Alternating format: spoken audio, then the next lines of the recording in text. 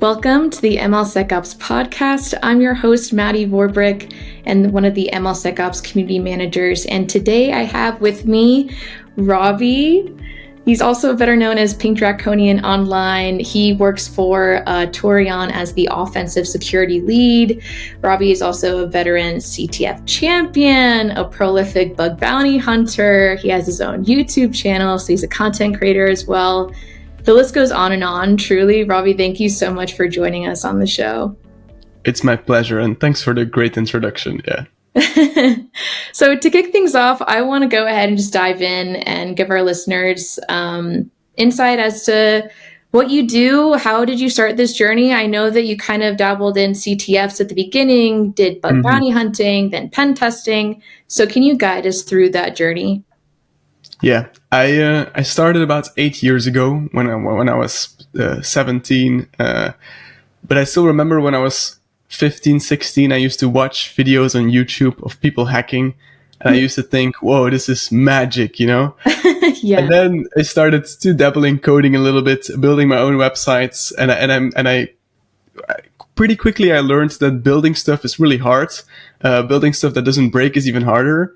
And I was getting so good at breaking stuff that I figured, well, maybe I should quit building stuff and actually start breaking stuff for real. And so that's how I kind of dabbled into security. It started out purely with CTFs. Like for the first 2 years when I started, I played CTFs every single weekend, every day of the week. I remember getting home from school, like running home from school just so I could do some more hacking on CTFs. And that was all super cool. I learned a lot of things, but then I had to, of course, go into the real world, and I had to find vulnerabilities in real applications. And I was incredibly scared of this because, well, CTFs, they're built to be vulnerable. Real applications are built to be secure. But then I had a company who gave me a shot and then gave me 1 month to pen test their network. And this was my first real engagement. And so the first day I walk into this office of the company, I open my laptop, and 2 hours later, I'm the domain administrator. And, you know, I've found the entire company, and I go to the CISO's office with a full list of all the password hashes of every employee. And that adrenaline rush, that was just so like I needed more of that adrenaline. And yeah, from there I kept going, and I pretty quickly learned that hacking real applications is actually much easier than playing CTFs. So that was a great thing to learn. Yeah, and now too, you also have your own YouTube channel where you can teach others about discoveries that you've found, which I'm definitely a fan of too. Yeah, thank you very much. Yeah, I like in the hacking space, being a great hacker is of course not an easy thing to do, but also being able to explain what you've done to maybe non-technical people or others is very important. And so I figured, why don't I make a YouTube channel that I let the community benefit from, because the community can learn, and I also benefit from it myself because I teach myself how to talk about vulnerabilities that are very technical, because the first time I ever had to go up and explain what I did, like in that same company to that CISO, I had to explain how I became the main administrator. I was struggling because technically I knew what I was talking about, but how do you explain something like that to somebody who doesn't know the technical details? Right, exactly. And like you said, the more that you talk about it openly too, like even in conversation, the better it sticks and the better that you learn.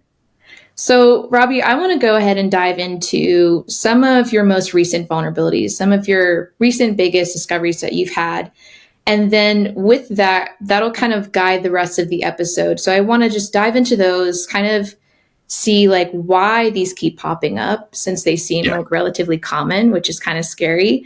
The techniques that you also use to uncover them as well. And then maybe flip it and kind of talk about any steps that teams can take to also secure their pipeline as it relates to stuff that you've uncovered. I mean, like you said, you just walked into this company and you became like the domain, administrator, and then that was it, which is crazy.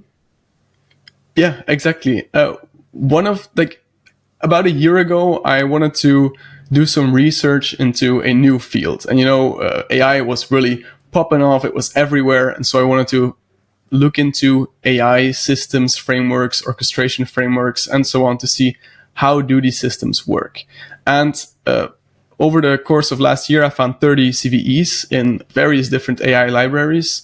And that really opened my eyes. And I quickly learned that all of these new technologies that come out, they are built with incredible speed because, we want to please investors, have something really quick that's working. Oftentimes in the beginning, they're also built by very smart AI researchers, but not software developers. And AI researchers are very great at, designing these incredibly complex systems that I could not even begin to comprehend, but they don't have a history of building secure applications.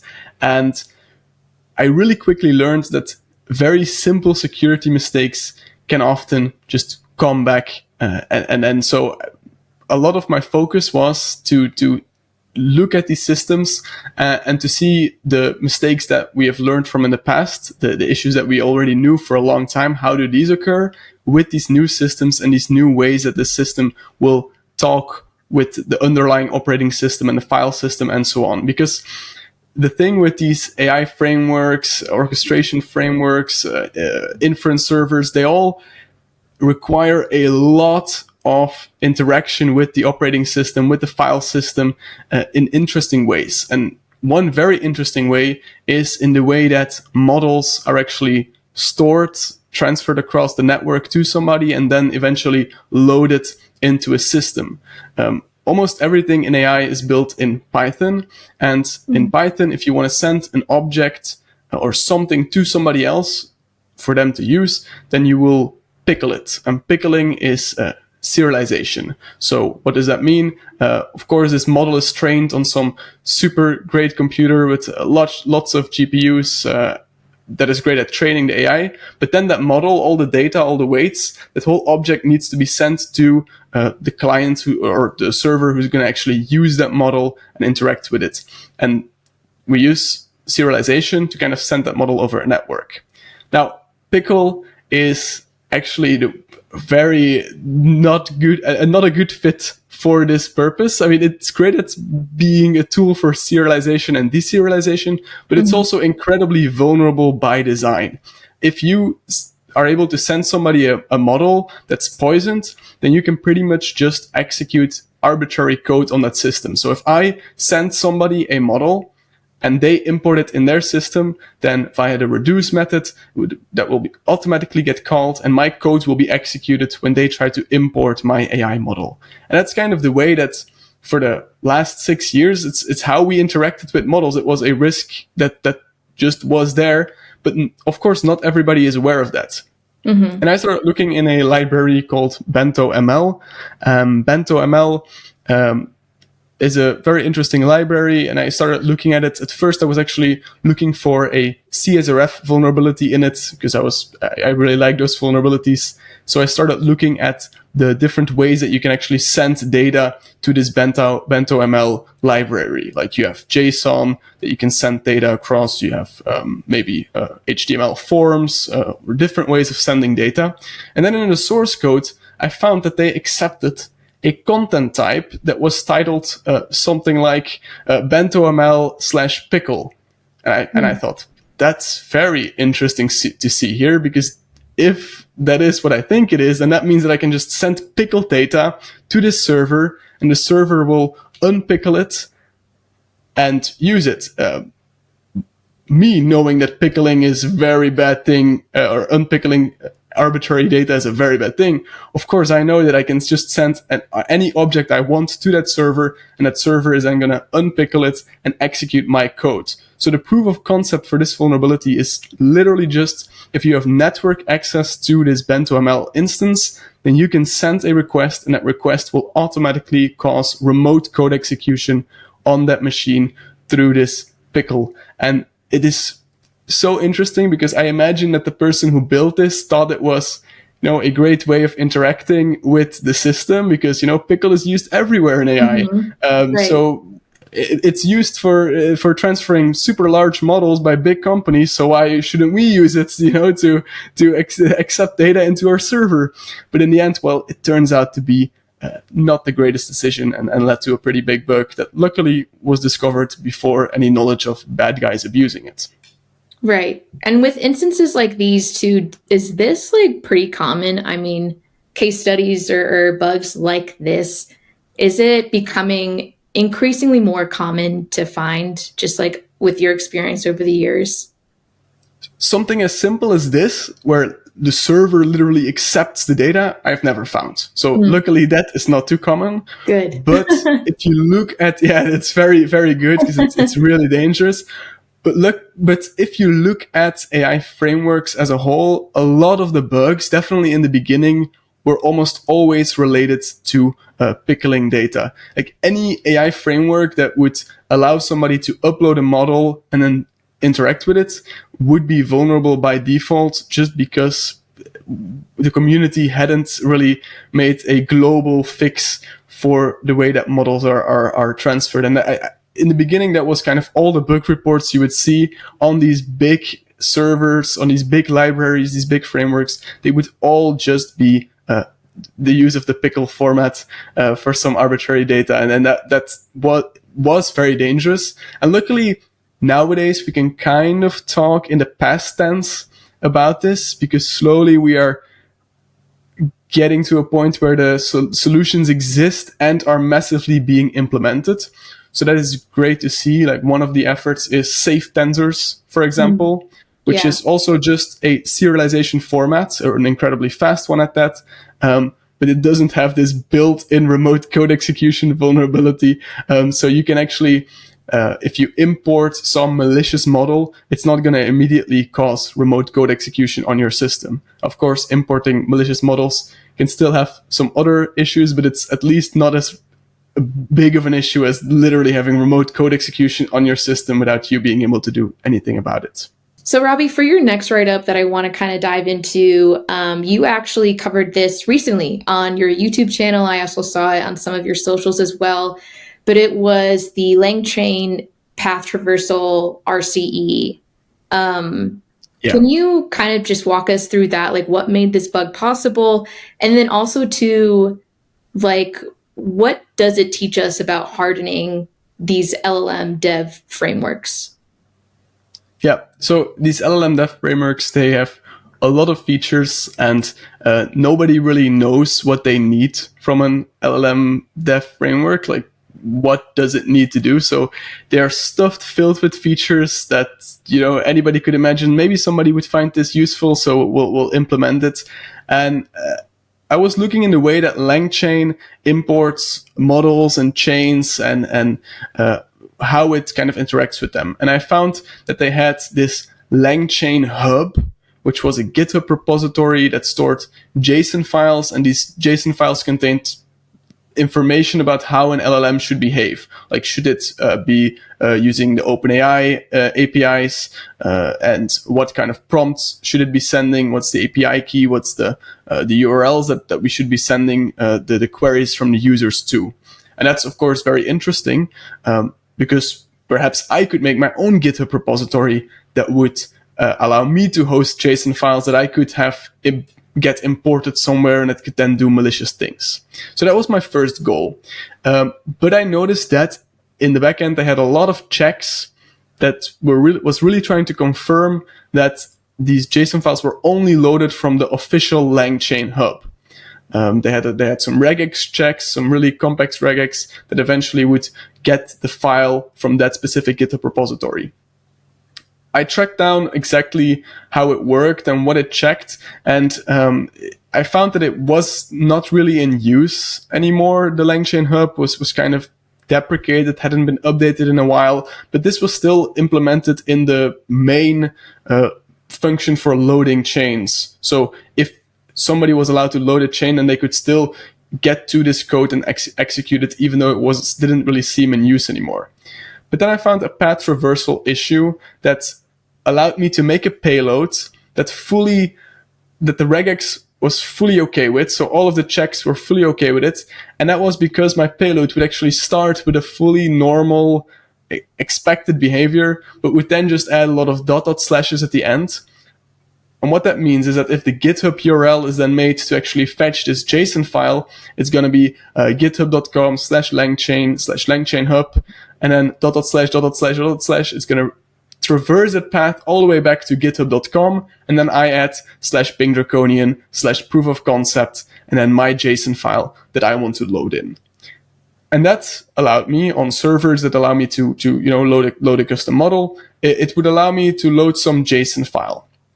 Now, this JSON file, it couldn't do a lot necessarily, but it had some impact, because one of the biggest impact out of it initially was that I could override the server that it's going to call to make requests. So it would, if you type something in the chat, it would go to OpenAI, make an API request with the OpenAI API key, and that way it would get an answer from OpenAI. But with my JSON file, I could actually override the URL it was fetching. So it would actually fetch from attacker.com or my own website, and I would then in the logs see the OpenAI API key. So that was some nice impact. I like that. But I knew there should be something more in this system. Like, I can control exactly what is happening here. And then I found that LangChain also has experimental features, and they are kept in a separate repository, which is a great move. It's great to put those in a separate repository so that they're not fully imported and in use. And for LangChain, it was actually a really good move, because the experimental features, they allowed a lot of weird stuff. For example, they had a specific preset for an AI that would allow code execution. Like, it was literally called AI_bash or something like that.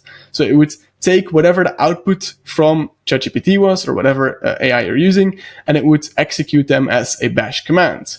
Of course, that's a terrible thing. Nobody should ever want to do that with user inputs, but that's why it was in the experimental repository. But then I found that actually, if you try to load this malicious AI preset without the experimental features ever being imported, but just being installed on the system, so maybe the developer played around with the experimental features, but never actually decided to use them, but they're still installed on the system, then LangChain is actually going to automatically import these this experimental features, just because my JSON says, hey, go ahead and import it. And that way the experimental features actually get imported, and then I can just call, execute any code on the system, because whatever the AI responds with is going to be executed. And that's kind of the bug on LangChain there. It was a pretty cool chain of bugs. Maybe that's a joke with LangChain, chain of the bug. But I think it all came down to the fact that these frameworks that tried to do a lot of things, they had some features that were a little bit deprecated and whatnot. And through combining all of those things together, it still led to the possibility of an attack. So I think that's an issue that we have right now, where we have frameworks that are doing a lot of stuff, complex stuff as well, requesting data from the internet, loading it back, then importing a config file that is going to then import some other data. It's all very complex stuff, complex flows.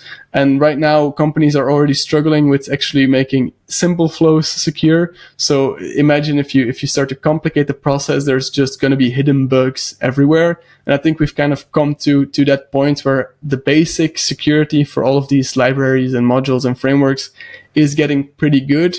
But if you look deeper under the surface, there's a lot of bugs that are still hiding there, because they're kind of business logic errors, perhaps, that they're not easy to spot. And they will come up a lot in the future. Yeah, I can only imagine. And with that finding too, was that for fun or was that for a bug bounty program? Like what, and with the other one too that you found, like what kind of like drove you to find these? Was there a cash prize at the end, or what made you find these? Yeah, so initially I started hunting just because I wanted to gather some CVEs. I was interested in that. I also just wanted to make the world a safer space. But then I found that the Hunter platform was actually paying bounties for these vulnerabilities.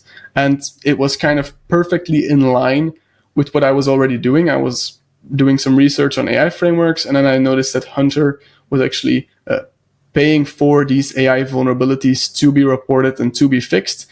And well, those things aligned perfectly. So I was able to get some nice profit out of these vulnerabilities. That was definitely never the main reason for doing it. And I don't think anybody should be trying to find bugs in open source software just for profit. I think there are better ways to make profit, but if you want to make the world a safer space and then also earn some nice little cash on the side to play around with or have fun with, then it's a great thing that it exists. And it's awesome that also for me in Europe, of course, the money is maybe not always very, very big, but for people in third world countries, this could be life-changing money as well. So that's something to take into account as well. And even in Europe, it's not badly paid. Let's put it at that. And did those also give you really good like credentials, even when trying to find a job, stuff like that? Like, was this a nice little add to your resume and the list, the slew of other bugs that you found? Yeah, luckily I had already built out my resume nicely, so these never made a big impact. But one of the things that, if you want to become an ethical hacker, then there's 1,000 certifications out there, and all of these certifications are super expensive, and everybody always says you have to get them. And from the beginning, I was really dedicated to be able to get a job in ethical hacking without having any certificates. And there's so many ways that you can do that. But finding a CVE, having a CVE in a popular framework like LangChain, like Radio, like the Triton inference server, having a CVE like that on your resume is awesome. It works very, very well. Even for the CISO who doesn't know any technical details of the company, he's probably the decision maker on whether you get hired or not. They will probably still have flashbacks from the CVE of Log4j, for example. So they will definitely know what a CVE is. Right. And they will see that you have it, and it will hold a lot of value. It's also a proof that you have real world experience. It's a way of getting real world experience without having to first get a job. And I think a lot of people would have much easier time finding jobs if they could just spot a couple of CVEs. And if you go to my LinkedIn and look at my list of CVEs, you will find some insanely silly ones. I have one CVE that was in a framework that kind of blew up out of nowhere. The developer didn't really want it to blow up, but all of a sudden it got thousands of downloads every day, and it literally had an endpoint /execute Python. And this endpoint would take in Python code and just execute the Python code. And it was right there all over the internet, thousands of instances, just because nobody had ever looked at this. But of course, you can report it, make the world a safer space, get a CVE assigned to it, and have that to your name. So I would highly recommend anybody wanting to jump into the space to just get a couple of CVEs, build up some real life experience, and then go from there. Yeah, I couldn't agree more. So going back to, with all these discoveries in mind, right, that we just discussed, I want to also pivot to, from what you found and how you found them to then diving into red teaming as well. And I know that you and I have talked offline as to like what your perspective is on red teaming, because people in and out of the industry have their own definitions of it. So I'm very curious to hear what your definition is specifically as it relates to red teaming. Yes. So I think that I see red teaming right now as a new big buzzword, right? Pen testing, it's not cool enough anymore. Red teaming is a new thing that everybody wants to do. Pen testing is out, red teaming is in. Yeah, exactly. But in essence, and this is how I would define red teaming, I may be incorrect. Some people may not agree with me, but for me, red teaming is an offensive engagement where there is an end goal and there is a starting point. And the end goal will be some crown jewels that a company has. For example, all the financial data from the CFO's laptop. That can be the end goal of a red team. And then the starting point will be the compromise of an employee. An employee gets compromised, and from there, we will try to escalate to having access to the financial data of the CFO. And in essence, that is what a red team is. You start from somewhere and you get to an endpoint in any way possible. What is the big difference with a penetration test? A penetration test, it's going to target one specific system. We want to check the security of our web application.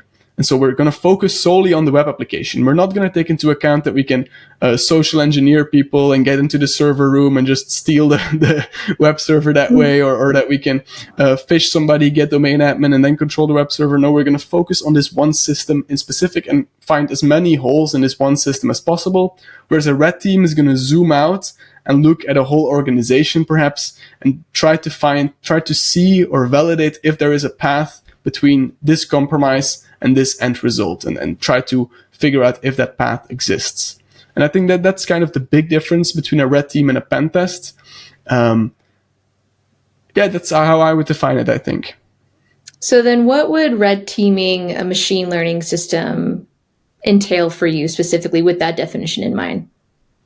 Yeah, with that definition in mind, I would say that if you want to red team an AI or an ML system, you would say, let's say it's a chatbot that has access to the user's orders on a website, on a web shop. Then you would say, well, the end goal is we have this one user who has made a purchase or who has a credit card on their account. Can you access what that purchase data was? Can you access the credit card details that are saved of this one user? And then the starting point is you're another user on the website, and you're going to try to get to that end goal. That's kind of how I would see it. And then, of course, in the attacks, you would try maybe some jailbreaking attacks on that system, try to get access to it, see if there's excessive agency issues where the AI system just has too many permissions, is able to make API calls, for example, stuff like that. And you would try to get to that end result.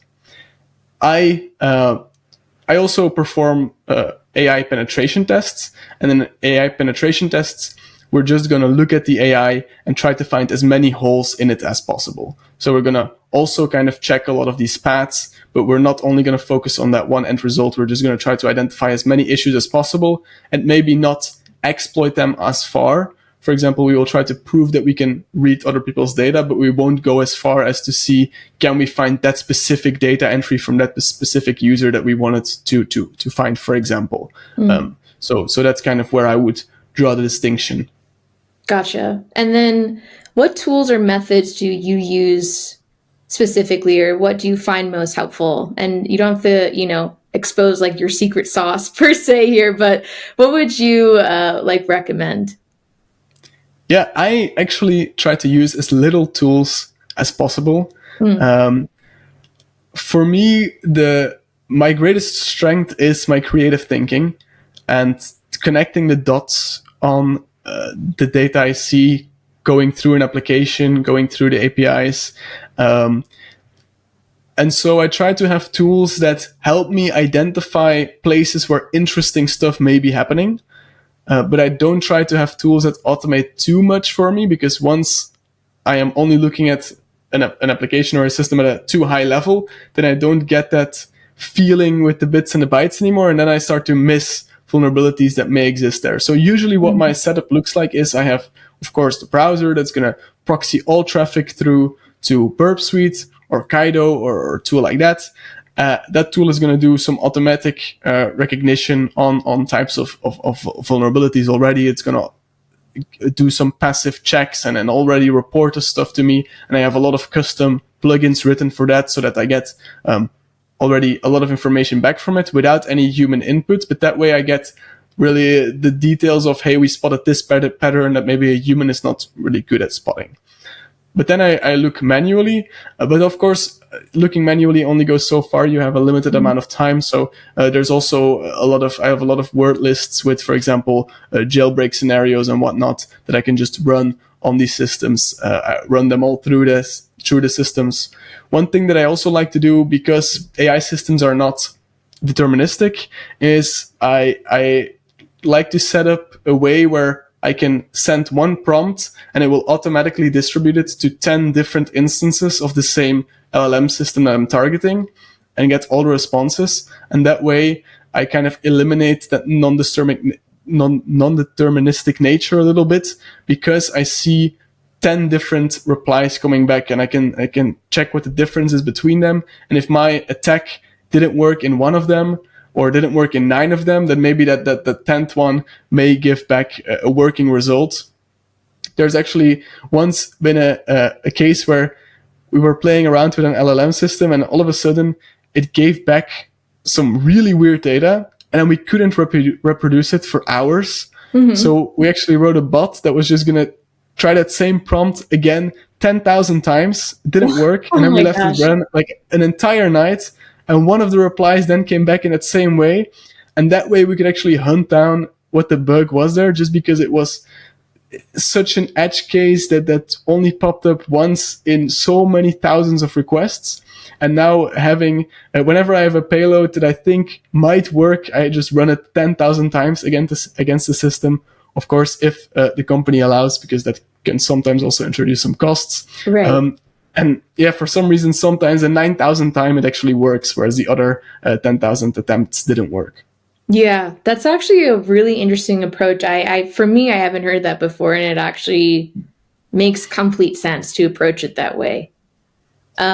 So if we wanted to look at like the scope of red team operations, when you plan a red team exercise, in an AI-driven application, what's in scope for you? I know you kind of gave us like a taste already, but which areas do you focus on when you're attacking, like a machine learning pipeline, anywhere in the pipeline? Like, what do you focus on directly?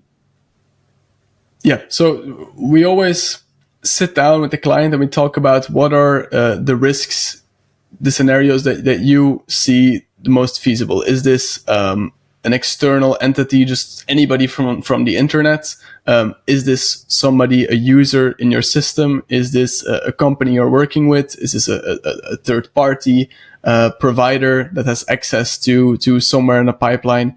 And then from there, we can, mount the attacks based on that. If the risk is we're scared that we'll get a malicious model imported in our system, well, then we'll have to build malicious models and approach it that way. But right now, most of the engagements are really focused on that end user perspective, because these systems are maybe public or public to the companies that are clients of them. Usually it's really that end-to-end testing. The input comes in the system and the input exits the system. But sometimes it's indeed also the literal model that could be malicious, or somebody who has access somewhere in the pipeline. What can they see from the traffic that goes through the system? Let's say we have a third party that has access to our systems in some kind of way, because they control some component in it. What can they see? What type of data could they exfiltrate from the system? So there's a lot of different areas to look at, but right now the main things that we test are really those end-to-end cases. Gotcha. And then for organizations that want to start red teaming their AI systems, for listeners that follow you, that are inspired by your work, what advice would you give them? So if you want to start attacking AI systems. Yeah, or even for organizations that want to start red teaming that want to start AI testing their systems. Yeah. Yes. I would say to first of all have somebody internally play around with the systems and have them do some preliminary testing, because a lot of times you will find that just natural people without any expertise in the topic are actually quite good at getting an AI to do things that it shouldn't do. I heard from a colleague who gave his mom one of those challenges where you have to get the password out of the AI system. He sent her the link, and 2 days later she got back with a message, "Hey, look, I'm in the top 100 on the leaderboard right here." And it's just my colleague's mom who has no IT knowledge, no knowledge whatsoever. So if you're starting from zero, you have no security built into your product, start with that. Start with it internally. Also start kind of integrating security as a stakeholder in your organization. So with any decision you make related to the system, always have a stakeholder a stakeholder security. So you would have a stakeholder, the user wants this to happen, the QA team wants this, or the sales team wants this to be a new feature. Well, from now on, security will also want things in your decision process when you're designing new features and new stuff. And then you will find that you can already mitigate a lot of these issues before they ever get to the point where they would need to be tested. But at some point, of course, you're gonna want to run a kind of an external engagement on your systems. And right now there's a lot of partners out there that are, I think, very happy to perform these tests because they are just so fun to do. From my perspective, I, as a hacker, I always light up whenever the sales guy comes over to me and says, "Hey, we got a new AI pen test that you're going to be able to do." That's always lovely because they're such unique systems. They all perform very interesting applications. They all have their own interactions that they can make. So some of these AIs have very weird agency where they are able to create tickets, or they're able to fetch data from here, and then the attacks that you find are so creative and are so different than the ones you usually find in application penetration testing. So it's a lot of fun to do. Yeah, and I know that sometimes it can be challenging. I guess it depends on the person, but kind of to what you've nodded to a bit earlier, like sometimes if you're new to the space, it can be really intimidating. It can be kind of like, oh my gosh, there's just a lot happening all the time. Some people get it right away and some people don't. But even if we want to look at the more beginner friendly side too, like what would you recommend for people like just kind of dipping their toes and starting off in the field as well? Yeah, I would read a lot of the public bug reports that you can find. I know that on Hunter, a lot of this stuff is public, so you can already get a great idea of what other people are finding. And that way you can maybe also start to spot some patterns of vulnerabilities that happen often in the space. Besides that, there's also a ton of fun games out there where you have to do prompt engineering. Those are also a great way to kind of dip your toes in and play around with stuff. I wouldn't start with deciding that you want to now go and jailbreak ChatGPT. It's probably not the right place to start. But who knows? Perhaps maybe that is the right place to start, and somebody who's watching this will go ahead and prove me wrong. I'd love to see that. That'd be awesome. But like, with learning anything in offensive security, it's all about building those mappings in your brain that when you see something, you immediately draw these connections between what you're seeing and what's happening in the backend. And you can only get this. It's kind of muscle memory for your brain. You can only get that by looking at a lot of systems and doing it a lot and being passionate by it, and always having that little devil on your shoulder that's saying, what is this behavior? How is it happening? What's the application doing? And then you just keep on digging deeper, and it's 2 a.m. and you want to go to sleep, but you're so close to figuring it out. And if you have those kind of moments and have fun with it and enjoy it and just keep doing it for a full year, then you're going to be a great hacker, in my opinion. I think that anybody who devotes like a year to it will become a great hacker. Yeah, I completely agree. Yeah, you definitely have to have like that mindset of like, man, I really like breaking shit, but I also want to learn how to like build it too. It's a lot of hackers that I know definitely have that kind of a mindset, which is great because they're great in their fields.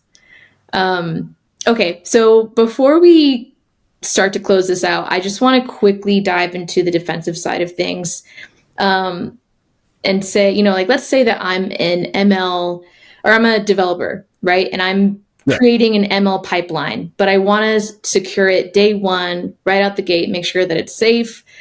One lesson that I kind of gathered from your BentoML discovery was that you need to ensure they're using safe model formats, right? Yeah. So what should teams do to safely store and deploy models, and how do you ensure that your pipeline is safe out the gate? Yeah. That's a great question. I am definitely haven't. I do not have a lot of experience, but looking at it from that side,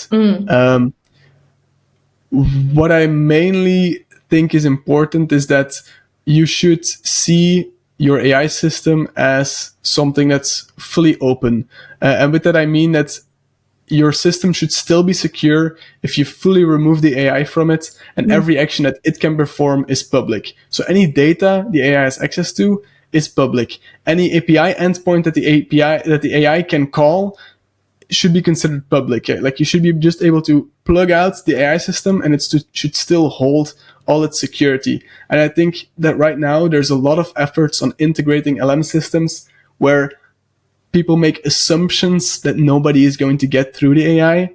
But my experience has shown that it's just not a good assumption to make, because eventually somebody is going to find that prompt that is going to bypass all of the security, and then and leak the system prompt, and is going to be able to enter a debug mode where you can perform any action that the AI can. And so if your security doesn't hold at that point, then you're already starting out of the gate in kind of a faulty state. Right. Awesome. Well, you dropped a lot of really good gems in this episode, Robbe. This was such a great conversation. Thank you for sharing all of your insights. Thank you for having me. It's been fun. Yeah. And before we sign off, I know that you've dropped so many tidbits on like where to start, what you should be looking out for. But did you have any final last words of wisdom that our audience can take away? Final last words of wisdom. You are insecure. You will always be insecure, but you can try to make as much improvements as possible so that you're only vulnerable to attacks that nobody in their right mind would ever figure out. Awesome. Well, again, thank you so much, Robbe. This has been such a pleasure. And thank you everyone for tuning in. That's all for this episode of the MLSecOps podcast. So stay tuned for our next discussion, and we'll see you soon. Thanks. Thank you. Bye.